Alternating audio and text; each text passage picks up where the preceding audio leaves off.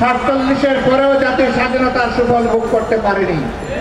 আবার 71-এর পরেও জাতির স্বাধীনতা হাইজ্যাক হয়ে গিয়েছিল।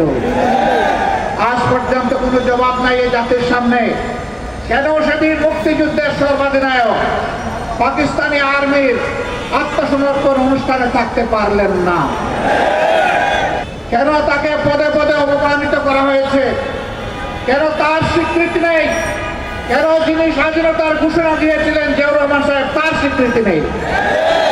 তারা সকলের অবদানকে ম্লান করে, আমি আগেই বলেছি, একটা পরিবারের সম্পদে পরিণত করেছিল বাংলাদেশের স্বাধীনতা।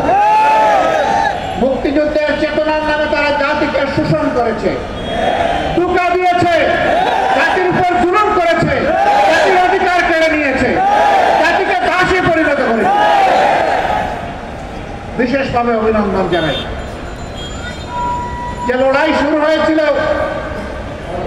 72 সাল থেকে সত্যিকারের স্বাধীনতার সুফল ভোগ করার জন্য, জনগণের হাতে স্বাধীনতার সুফল তুলে দেওয়ার জন্য, সেই লড়াইয়ের একটা পর্ব সমাপ্ত হয়েছে 24-এর 5ই আগস্ট।